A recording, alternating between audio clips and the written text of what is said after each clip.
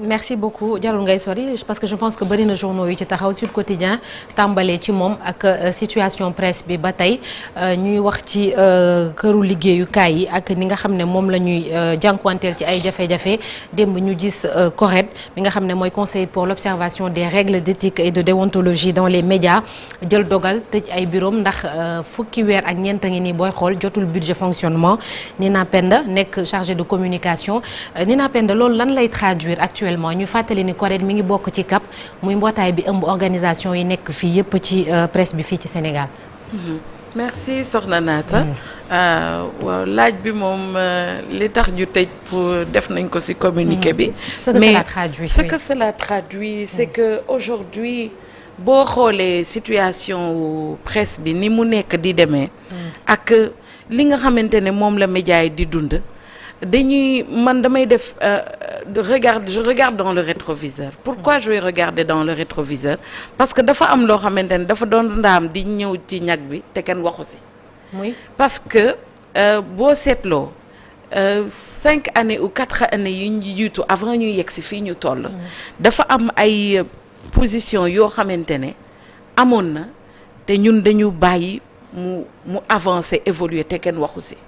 Ça c'est le premier aspect. Le deuxième aspect mooy fii ñu toll nii li muy traduire mooy tey médias yi en général mais bu ñu jógee ci médias yi jëm ci organes yi nga xamante ne moom mooy lu mel ni CORED mais du ma yem ci CORED parce que je vais ouvrir si ñeneen ñi commission carte nationale de presse li CORED di dund lay dund. Absolument.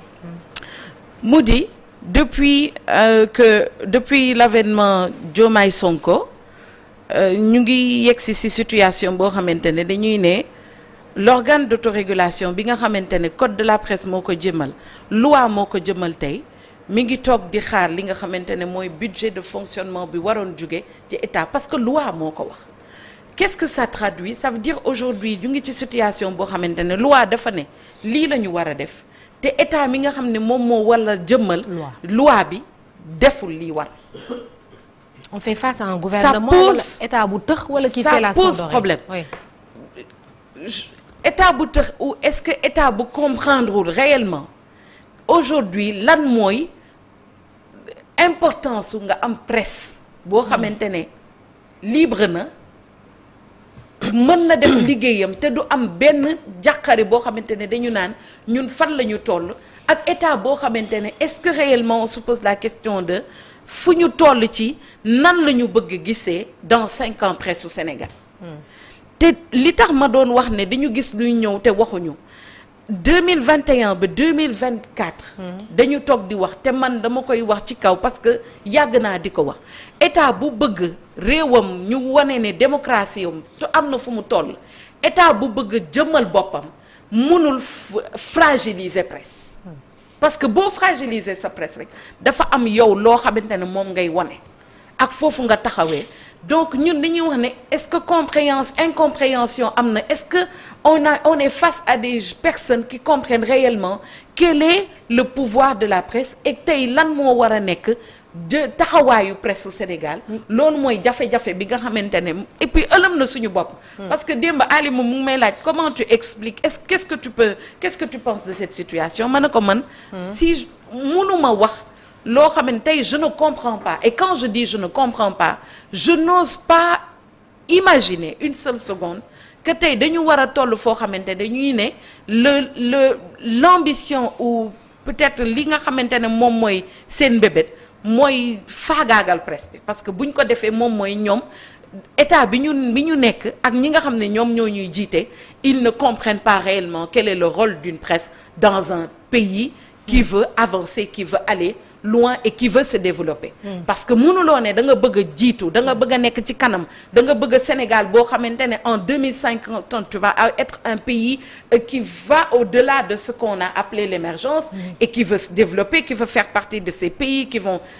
à travers le monde montrer son poids nga taxaw ne non man sama presse bi dafa am ñoo xamante ne arrangé wuñ ma donc ñoom tant que arrangé wuñ ma damay def loo xamante ne daf leen di sonal. Et ce n'est pas dans l'intérêt de nos gouvernants de se comporter de la sorte moo tax ma ne ñemewuma xalaat ne loolu mooy seen mbébét j'ose espérer qu'ils n'ont pas compris et qui sont dans une situation où ils se disent peut-être qu'ils sont, je vais dire peut-être qu'ils sont mal conseillés ou qu'ils n'ont pas à côté des gens qui puissent leur dire attention à ces actes que vous posez parce que ces actes que vous posez vont avoir des conséquences. Parce que xalaat ne mën nga suul presse mën nga faagaagal presse c'est da nga xamul réellement quel est le pouvoir de la presse. Parce que nag presse bi survivre ak du ma survivre presse bi nga xamante ne mi ngi dund ak ñi fi jaar ñëpp ak régime yi fi jaar yëpp ba tey jii 2025 ñu continuer di def seen liggéey donc lii avantage bi mooy ñu xam ne ñoom seen rôle mooy dooleel presse bi. te loolu la ñu war a liggéey. dooleel presse bi parce que bu ñu dooleelee presse bi dooleel seen bopp mën nañu nag am organes yoo xamante ne wala ñoo xamante ne ils sont dans la propagande nous ne sommes pas dans la propagande nous sommes pour le peuple et nous sommes là pour dire au peuple ce qu'il y a à dire informer juste et vrai et rester professionnel et responsable. D'accord munoo nag bu fekkee ne nit ñi waxuñu lu la arrangé. nga bëgg leen dañ maa contre def lu la neex. c'est ça bon li ñu fi waxoon avant 2024 la ñuy waxaat rek. li presse Sénégal. nekkul yeneen presse am na fu ñu jaar ba yegg si fii te ay nit ñoo ko taxawal ba mu yegg si fii et je sais que ñi nga xam ne ñoo nekk suñu ginnaaw def moins de 20 ans ils sont aussi solides que nous le sommes et ils tiendront debout et ils survivront à quel que puisse être le pouvoir qui sera. D'accord li ñuy fàttali Alaaji Malick tout le temps mooy presse bi dafa résiliente et puis Nina mi ngi koy wax elle n'ose pas croire peut-être que ñoom dañoo xamul wala dara mais li ci am mooy mbootaay yi depuis lors ñoom ñu ngi woote waxtaan wala ñu ngi woote mais nanguwuñ leen a sax faf déglu donc loolu dafay quand même et puis comme on dit les actes parlent plus fort que les mots bu fekkente ni posé nañu ay actes dinañ leen gëm mais bu fekkee ci wax kese la ñu yem aussi nan lañ leen di mën a gëmee. mais dafa doy waar parce que tey ñëpp ànd nañu ci àdduna xam ne presse mooy vitrine u démocratie une presse libre indépendante mooy vitrine u démocratie te Sénégal processus bi nga xam ne moom moo fi am depuis Senghor ba suñ joon yàllay tey la presse daf ci jouer rôle bi mu ci war a jouer ci démocratie wu Sénégal presse bi daf ci am taxawaay bu am solo ci alternance yëpp yi nga xam ne am na fi la presse est restée debout. La presse a informé, la presse a alerté, la presse a joué son rôle d'information et de conscientisation des masses. Donc loolu ba suñ joon yàlla tey ci loolu la presse bi mus a nekk mais tey bu ñu demee ba egg ci remarquer ni il y a presque une volonté réelle de dissoudre ou bien d'enterrer la presse loolu dafay poser problème ci ñi nga xamante ni tey ñoom ñoo nekk au pouvoir. Parce que actes yi nga xam ne moom la ñuy poser yëpp dafay mel ni que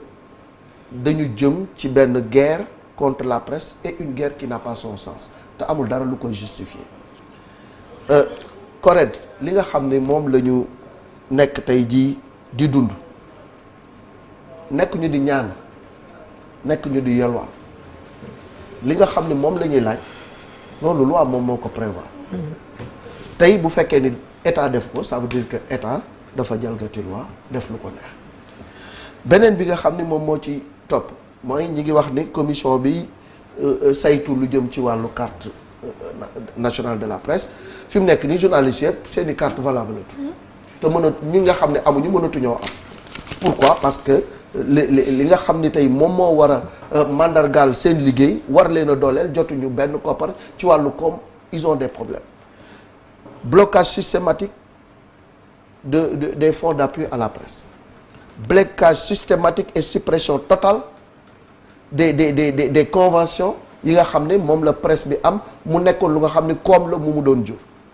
et jusqu'à présent le problème du financement du service public de l'audiovisuel n'est pas réglé et il y a des miettes qui sont là bu nga xam ne presse bi yépp ci la ñuy pëccëxoo kenn ku ci nekk di jéem a xool lan nga cay am donc économiquement, la presse est en train d'être tuée et d'être asphyxiée. À cela s'ajoute une volonté réelle de l'effaceur d'effacer ce qui les dérange. Donc tey franchement li nga xam ne moom moo xew dafa jéggi dayo te dafa ëpp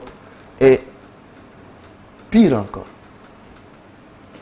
il n'y a pas cette volonté de communiquer de dialoguer avec les acteurs mais yow nit bu fekkee ni problème dafa am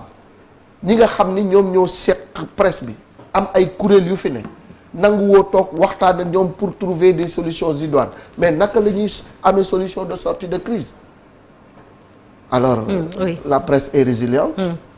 la presse va se battre et la presse va continuer à exister oui. les pouvoirs passent la presse reste loolu moom kenn mënu ci dara et incha allah comme ni nga xam ne noonu la ñu ko toujours di waxee seule la lutte libère on ne peut pas se laisser tuer enseveli et enterré. Et en même temps ñuy emprisonner aussi ay journalistes. Ay journalistes. Oui, Ça le cas doit- ça de doit Bachir cesser. Fofana. Oui, sëñ Cheikh. Mais je pense que Walf Quotidien, c'est une unité qui ça résume parfaitement la situation de ce qui se passe actuellement dans ce pays-là. Fi mu nekk nii, on a l'impression que on veut substituer le virtuel travail de la presse traditionnelle, comme ni ñu ko waxee naan remplacer les likes par la presse malheureusement. Mais il faut aussi qu'on soit d'accord sur une chose, les problèmes de la presse sénégalaise, des médias, encore une fois, du régime bi moo leen ko Sont teg. antérieurs à ce régime-là. commencé wul ci régime bi loolu yàgg na am te ku ci nekk am nga ci sa cas bopp spécifique loo xamee ni moo la ko teg am na ñoo xamee ni bon y a eu des événements yu fi ñëw comme Covid beeg yooyu am na ñoo xamee ni mauvaise gestion entreprise moom moo leen jural jafe-jafe ñu nekkee mais li am ba am mooy pouvoir bi fi nekk tamit dafa am loo xam ne daf ko war ci presse bu Sénégal ay responsabilité mi ngi mel ni borom kër boo xamee ni da nga yor sa njaboot am loo xam ne da nga ko warloog ñoom soo ko deful li nekk sa responsabilité jéggi nga ko defoo ko nga gis situation teg ci sa bët xam na mu demee réagir loo nga croiser les bras loolu mën nañ ko méngale ak non assistance à une personne en danger je pense que loolu la ñuy dund actuellement ni c'est pareil exemple yi bari na mooy ñoo li nga xamee ni correct moom lay dund actuellement commission bi nga xamee ni Daouda Mine moom moo ko jiite la même chose lay dund suñu réglé wu situation bi ñoom aussi dañuy xëy ñu génne communiqué comme ni correct def te dañ lan lañ doon wax ni que presse bi dañ ko war a defar dañ ko war a assainir dañ ko war a professionnaliser mais commission boobu ci loolu lay dox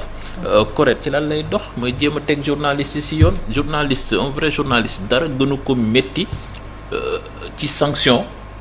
boo xamee ni ci say père la jógee nga ñëw sa ñi nga xamee ni ñoo lu yi def ngeen bokk profession bi ñu teg la juge la ni la jaaroo ci yoon loolu moom moo gën a métti ci xol ci journaliste par rapport